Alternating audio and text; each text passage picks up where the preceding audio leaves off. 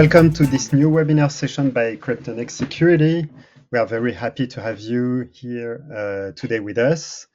And today we have we'll dig into the cryptography discovery subject, a topic that is particularly important to us for two key reasons.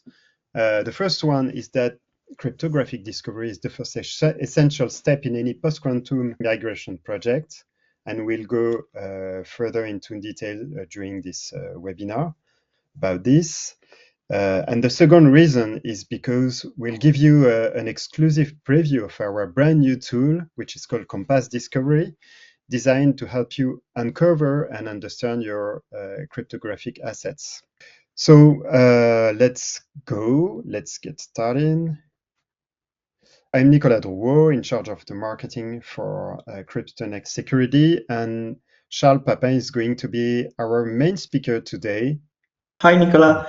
Yes, I'm Charles Papin. I'm an engineer at CryptoNext, and I'm particularly in charge of the product line for our offering COMPASS, which is dedicated to crypto discovery. Thank you, Charles. I will give you a few words about CryptoNext before starting. So, who is CryptoNext? We are a pioneer of post-quantum cryptography in Europe. We've been created 6 years ago in 2019.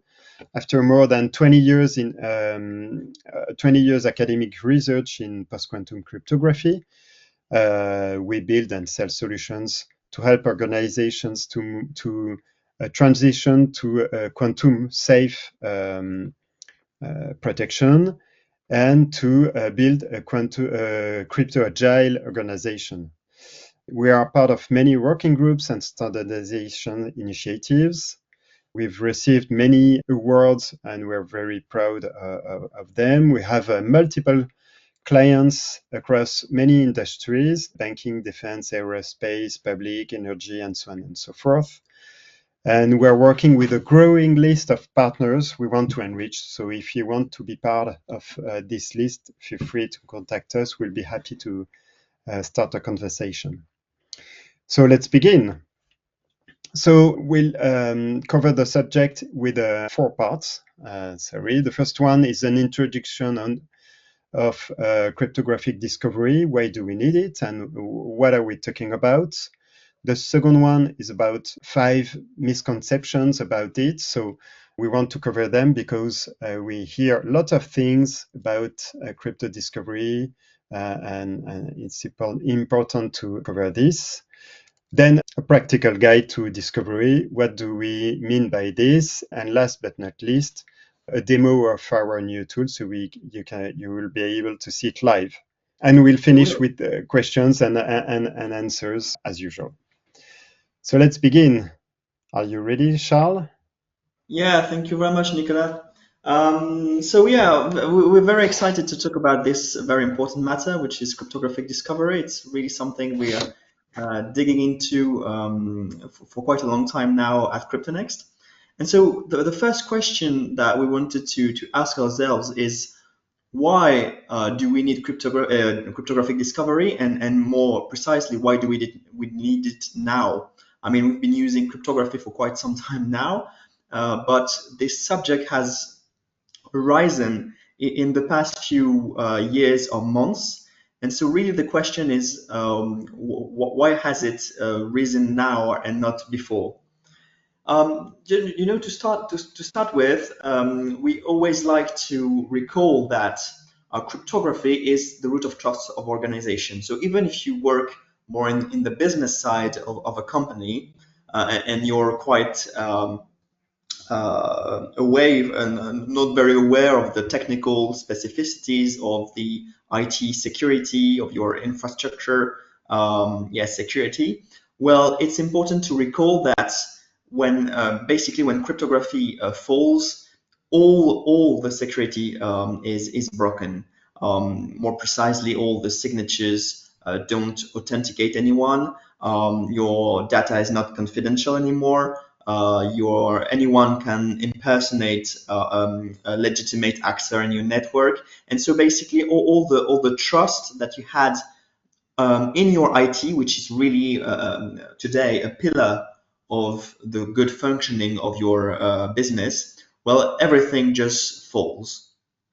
And because it has systemic consequences on your IT.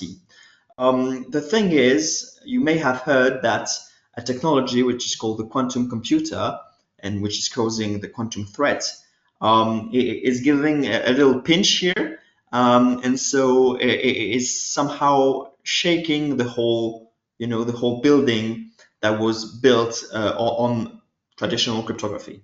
So that is why there is such a pressing need to talk about discovery and cryptography, and how do we manage and find out and inventory everything that is related to cryptography in your systems. And more precisely, you have to be aware, and maybe you are already, that the quantum threat, so the quantum computer, which is a technology that is able to accelerate a certain number of tasks that the original computer would take ages to do. Well, the quantum computer will be able to resolve some problems at a very high speed. And so, unfortunately, in that category of problems that the quantum computer will be able to resolve really fast, falls the problems on which are built our current crypto systems that protect basically all our distant communications. And so with the quantum computer, it's not just a problem of reducing the security of, let's say, RSA and elliptic curve cryptography that you may have heard of. It's really to break them completely, right? And so when you have said that, you understand that what your organization will have to do is to migrate all the old cryptography, asymmetric cryptography, into new cryptography. And this new cryptography that has arisen in after the quantum threat was born is called post-quantum cryptography.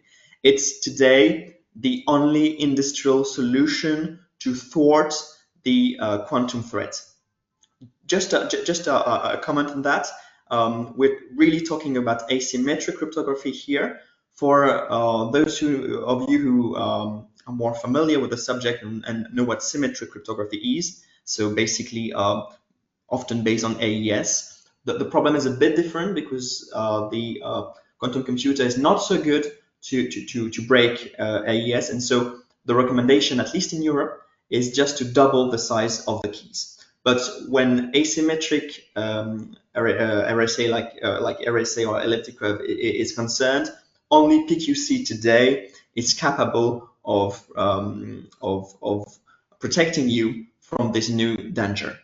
And this is why discovery is so important today, because what has happened is that for ages, for like the past 30 years, we have considered that the asymmetric cryptography we were relying on, like RSA and elliptic curve, were unconditionally trustable and robust.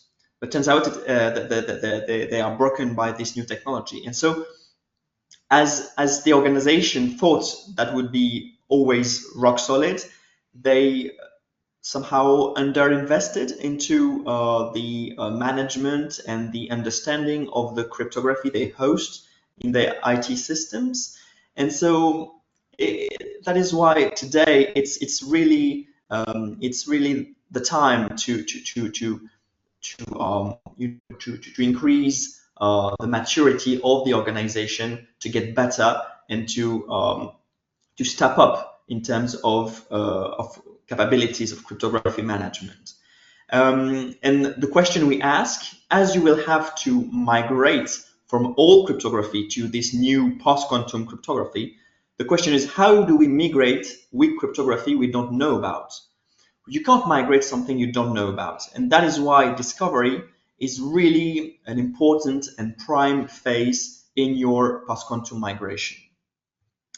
And so more precisely, what is discovery? Discovery is a process by which organizations dynamically collect, store, and analyze instances of their cryptographic assets. So why am I talking about instances? Well, because if you have, for instance, an HSM which is deployed somewhere, you won't have to take your HSM and store it in like a big inventory, but you just have a description of this HSM, of what he's capable of doing, and this description is what we call an instance.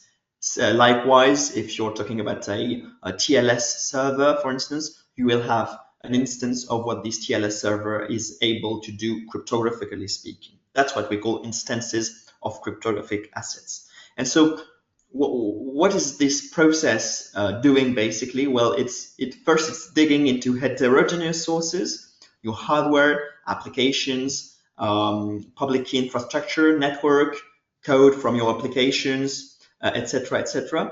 And digging into those sources, the process will output, will issue documents that will basically tell what cryptography is used in all those assets. So what's used in your hardware, in your HSMs, in your software, what protocols are navigating in your network, what cipher suites are in use, what certificates, keys, providers, library, etc., etc., etc., and of course algorithms.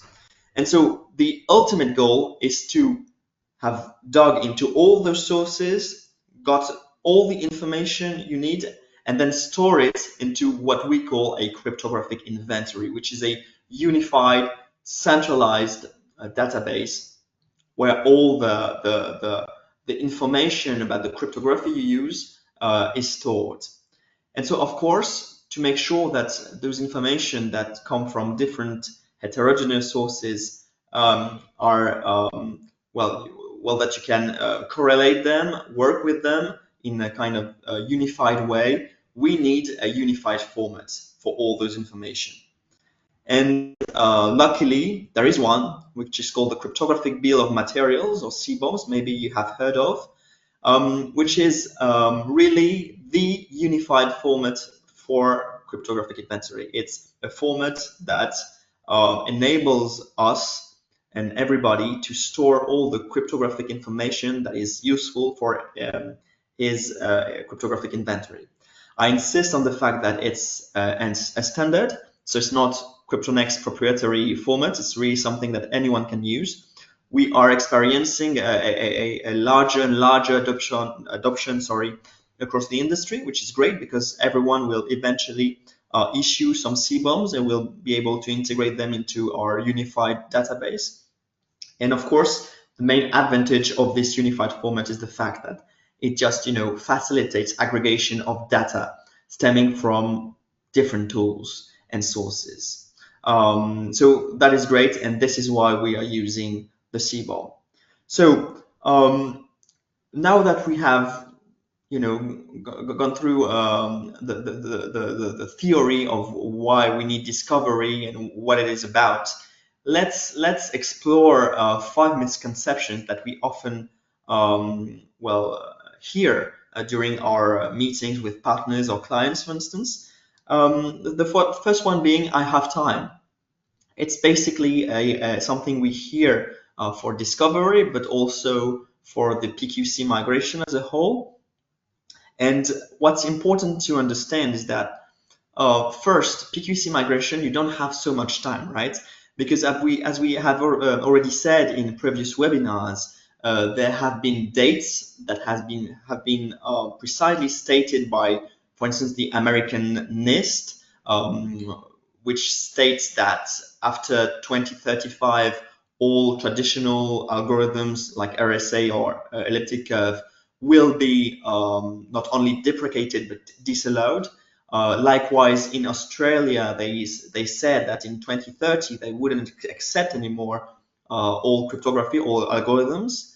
And so this question of timing regarding PQC migration translates in terms of discovery, because as discovery is the first step towards your PQC migration, well, it's sure that every time you procrastinate on starting your discovery, it will have effects on the time when you'll be able to terminate, to finish your PQC migration.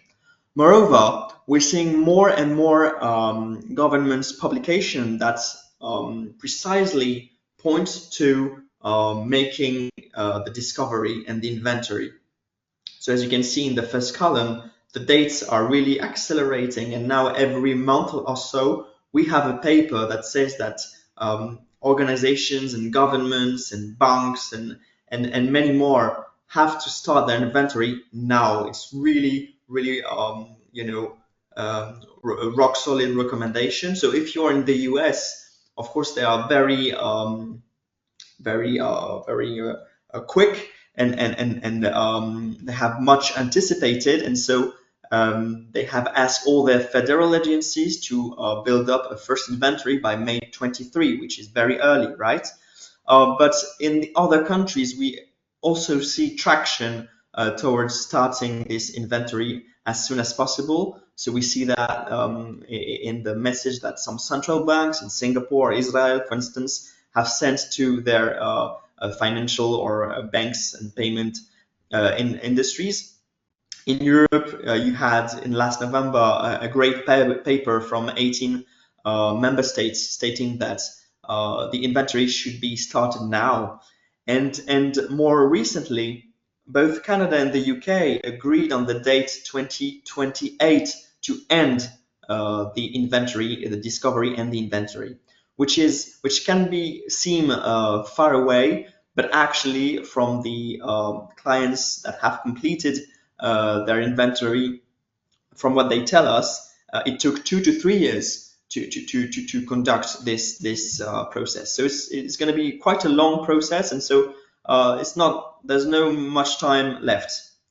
Moreover, some standards in the industry already ask you to comply by this necessity of doing a crypto inventory, and that's the case of PCI DSS, which is the main standard regulation for the payment industry. If you look closer at the requirement 12, you see that the words inventory of cryptography is explicitly stated and is a demand to be PCI DSS compliant. So if you work in that industry, in the financial industry, and you don't have this inventory, well, you're already late. And as I said, the thing is that without discovery, you don't know what you have to migrate, and so it's basically the first step towards post-quantum protection. And so if you want your data to be secure, it's really the time to start moving on to discovery. Second misconception we hear is that we don't want to invest any time and money on this one-shot effort. So I'm not contesting that your time and money is precious. It's really the phrase one shot that bothers me here, because some people believe that the discovery is just one shot thing, a sort of small audit that will last 1 or 2 months, and then they will have a perfect cartography, a perfect mapping of what's happening cryptographically speaking in the infrastructure. But the problem with that conception is that it's wrong, basically, because discovery has to be understood as a long-term investment. It's really a companion that will accompany you through the different steps of your PQC migration, of course, but even before and beyond that. And it's also important to understand that it's fruitful from day one. If you started discovery today, even without talking about PQC, you would already see maybe a weak traditional cryptography that you would have to change, and so that will already be fruitful and interesting to have. And so just to draw that on the timeline, well, as I said, if you had it today, that would help you to discover your weak traditional cryptography. If you're using some SHA-1 or some MD5 or I don't know RSA with too short keys, well, you'd be able to see that and to change that as of now to protect your data, of course. And also, if you started today, you could really anticipate your crypto inventory and be more prepared when you will really jump into the proper migration. That's for tomorrow. And of course, when you start your post-quantum migration, you will be able to really uncover the weak crypto. That means to see where traditional crypto that is not in use anymore should be removed. And also, what is great is that discovery and discovery tools gives you a kind of cockpit, a dashboard where you can really monitor the evolution of your PQC adoption. And more importantly, what's important is that you comply with the regulations, right? And so again, discovery helps you have arguments, clues, and see really clearly where you have to target your efforts to make sure you are compliant with the regulations that apply to you. And the day after tomorrow, once your PQC migration is over, that all your old cryptography has moved and migrated to new post-quantum cryptography, then what is great is that all the tooling that you have installed can now serve as audit capabilities. And so you will be able to have a continuous view and auditing of your network, of your systems, and provide evidence to any auditor that would like to make sure that you are compliant with the regulation. Third misconception is people telling us that they are not engaging funds, budget, and people and time in discovery because they're waiting for the PQC market to be more mature.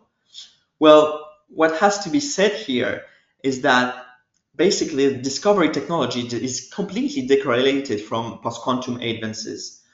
Just to give you an insight, the product that we sell at CryptoNext for discovery is the only one in all the product line that isn't embedding the quantum safe library with all algorithms of CryptoNext. Why is that? Because basically the discovery is agnostic of the cryptography it's seeing in the network or in the code or in the databases. Basically what it does, it just digs into different sources and reports all the keys, all the algorithms, all the libraries that he has seen, but it has nothing to do with actually PQC research.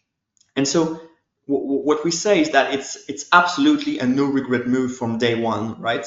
Even if the quantum threat was to be a hoax, which is not, it would be a great and a best practice to implement some discovery, cryptographic discovery in your systems, because anyhow, we know that industries and organizations have invested into this monitoring of that cryptography. And so again, quantum threat or not, it's really a best practice and a no regret move.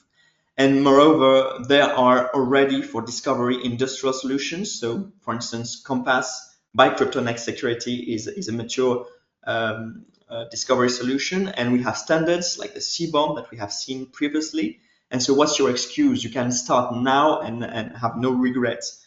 Okay, and so jumping into the fourth misconception, some people tell us that okay, it's just a matter by themselves. They can rely only on the tools they already have and the people they already have in house.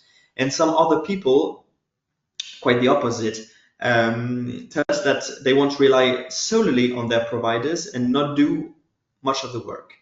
The problem is that no one has a holistic vision, and so it has to be a collective work with different people from different organizations, your providers, new providers, your office, but maybe other people that work around you, and tools that you have to purchase. And why is that? It's because the sources and our information are really different and diverse. There are some stuff so basically it's all things we have your hand on, and maybe an Excel sheet on your laptop, and you have this information, great, so you can do this work by yourself. But you have also what we call unknown knowns, meaning that your organization know things, but you haven't yet realized that the information is just the office next door.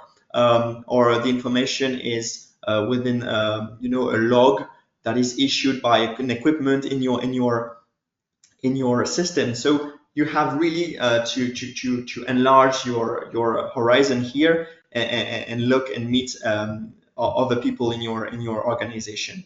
And then you have known unknowns, meaning that you have things are shady, are blind spots, and you can target really precise tooling to unveil the cryptography that is used in those spaces. All right, and that will need a certain type of tools.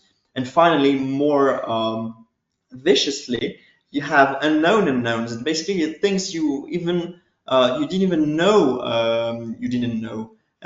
So, and there you'll have to get some continuous acquisition tools that are able not to do targeted discovery, but really, try to get all the information they can to really not lose any mysterious information that you weren't even looking for.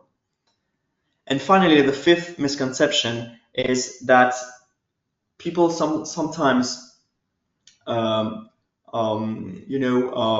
believe that doing this cryptographic discovery, we will help them with telling them what data should be protected, what data is sensitive, etc., etc. Well, it's important to make a point here is that those are two different things, right? The data is only for you to decide if this or that piece of information is sensitive or not. Okay, there are some very good reasons for that. If it requires long-term confidentiality, because it's exposed on the internet, or it's a root of trust, etc., etc. But that's your work to do. Okay, but as a matter of fact, as discovery is a process, it will need some prioritization. And to make sure that you have a prioritization that meets your needs, this data sensitivity assessment has to come first, because then you will able to tell us, okay, I've got a database here which contains sensitive data, and so I think we should prioritize our efforts, discovery efforts and inventory on this precise spot. If you say that what's sensitive is all your services exposed on the internet, then let's begin by this. But it's really for you to decide where we should look first. We have some ideas, of course, with our experience, but it's really something we can do collectively. And just a catchphrase to finish on this one. We often say we can deal with the safe, but not with the jewels, right? The crown jewels are for you to inventory and to know what to protect in priority. Okay, so we've been quite theoretical until now, so we'll try to get our hands a little bit dirtier and find out in a precise practical case how in practice is done a full discovery. And so, all right, so we have a little character here. Let's call him Mark, for instance. And Mark is a CISO in a big company, and he has a network to monitor and to securize with basically an internal chunk of this network where you have different services either related to cryptography or business. And then he's got a DMZ with services that are exposed on the internet, with maybe a VPN gateway, web server, etc. And then he's got services that he can reach from the internet. So maybe remote endpoints for people working out of office at home, and maybe services in the cloud. Okay, so it's a basic network that Mark has to manage. And so Mark's boss said, okay, Mark, you're a CISO. Your responsibility is now to carry out a full discovery of this network. And so the question, how does Mark does that? And so to make his life simpler, we have developed here at CryptoNext a 6-step approach of discovery, which we call ADISCO. It's easy to remember, and it goes like this. So the first step is to amass what you already know. Okay, so as we said previously, you have a whole bunch of information that could be and will be interesting cryptographically speaking, and in the process of building an inventory. Maybe you have Excel spreadsheets with, for instance, I don't know, the IP addresses of different sensitive services exposed on the net, and maybe you want to have a look at that in priority. And so that's really a document that will be really useful when conducting an inventory on those services. Maybe you have to meet with other people whose job is related to cryptographic discovery. Maybe they have already informations. Maybe you have already created C-bombs. I don't know, maybe you've done some code source or binary analysis, and you have issued some C-bombs. So great. Put them all in a folder, and it will be really useful for the discovery. Maybe in your systems you've got already equipments or apps or software or hardware that are already giving you some information, maybe logs from your firewalls, for instance, related to the encryption of the traffic it sees. And maybe those logs contain cryptographic information of really high interest. So it's important also to understand that what is already deployed in your place can be useful.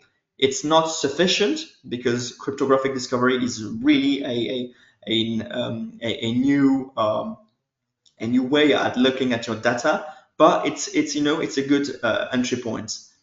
So that was the first step. Second one is really the core of discovery. You have to discover what you don't know. And so how you do that? Well, the general idea is to deploy some sensors, what we call sensors, that will be able to check and dig into heterogeneous sources. So it might be from left to right, for instance, an HSM scanner, which will request your HSM what crypto is able to use. Maybe down below you have some code scanner, either binary scanner for applications you don't master, that you have built, that you have bought off the shelf, or maybe source code scanners if those are applications that you have developed in-house.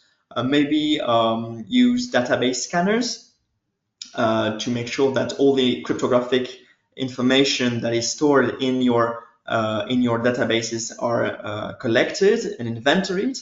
And of course, the network is also a great source of discovery, because there's so much information that transits on your network. And so putting some well-placed network probes can also give you some C-bombs with really relevant information in them. So that was the discover part.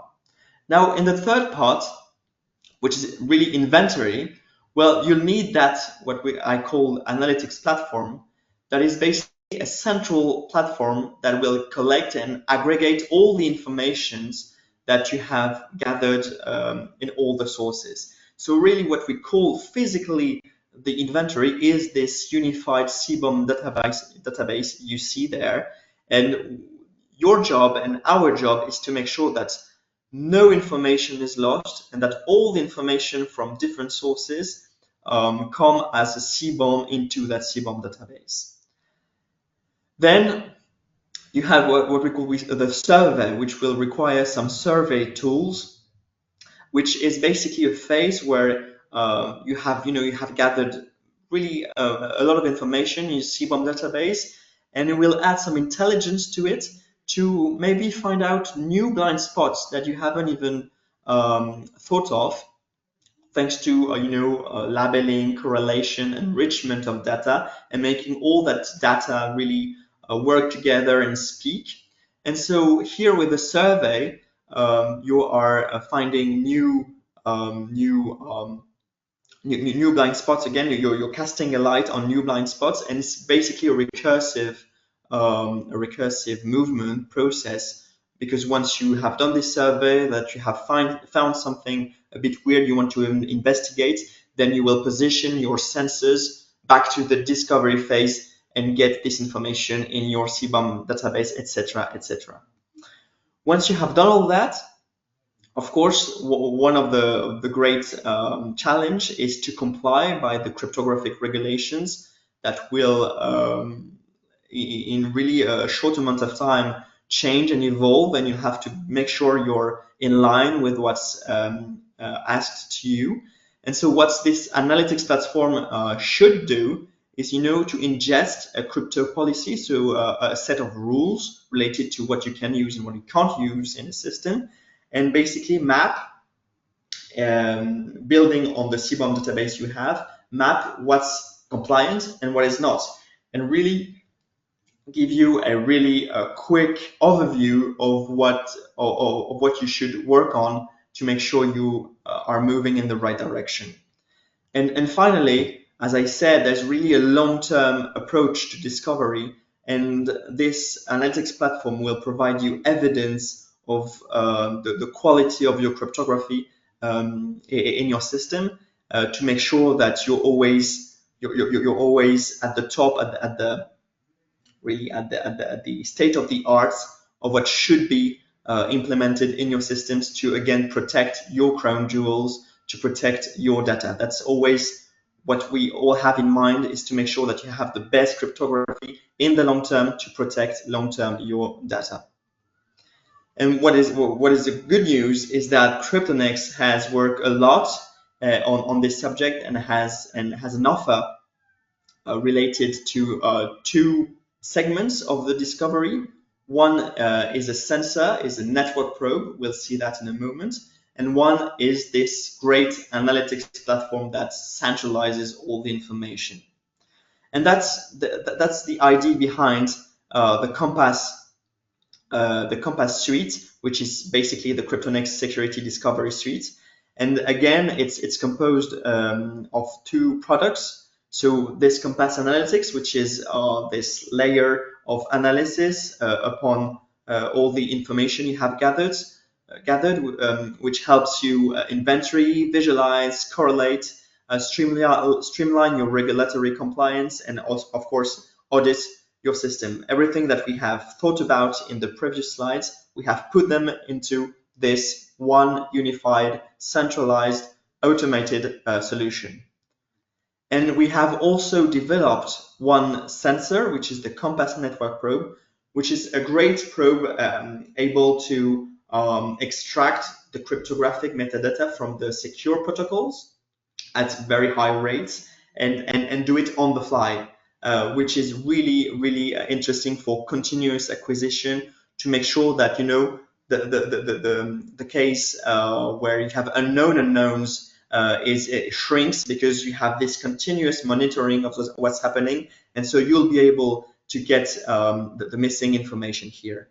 And what is great is that COMPASS Analytics and COMPASS Network Probe are designed on a kind of open infrastructure, to make sure that, for instance, all different sensors developed in the open source, for instance, or developed by third-party vendors, can integrate and can feed with their CBOMs, with their information, our COMPASS Analytics. And so really having this open and not proprietary, not only CryptoNext only, we allow for the most comprehensive discovery on the market. And what is great is that for Mark, for our CISO here, all he needs to do is have a screen and monitor his cryptography from his workstation. Okay, so maybe we have time. Let's go. So here you go. So here is the COMPASS analytics tool. So for instance, I'll give you really a shot of what it is. So I've been monitoring my traffic on a certain machine, and I've seen all those protocols. I've unveiled all those protocols. I see some encrypted protocols and some non-encrypted protocols, which is a bit weird. You've got some network positioning of all the servers I've been talking to, and everything is of course customizable. You can export all those schemes, etc. So do research. That's great. And of course, you've got some tables with all the information, all the cryptographic information you need to make a great inventory. You can export everything, and export the certificates when they're used in TLS 1.2, for instance. And you can create, of course, different charts. So let's do a one chart for the webinar here, asking for all the different key exchange, for instance, that we have seen in our network. So I'm having a filter panel here, and when I ask to see all the different key exchange that I have seen on my network, well, it's all indicated here. And so I'm able to see some post-quantum, some traditional, and some hybrid cryptography here. So that's really an overview, a quick overview of all the features that we have in our tool, but really, it will help you automate and make your life easier for discovery. The key takeaways, and I'll be finished, Nicola, I promise. First, it's useful right now, right? Regardless of PQC, it can help you find out your weak traditional crypto. It's a necessary first step in your quantum proof journey, so don't wait. Every delay pushes your PQ migration further back. And finally, it's really long-term investment, so you have to think it as a long-term and long run, and not only one shot. We are running out of time, but we may be able to take a couple of questions. I have a couple here. In some countries, we have until 2028 to complete cryptographic discovery. But how long does it take actually on average?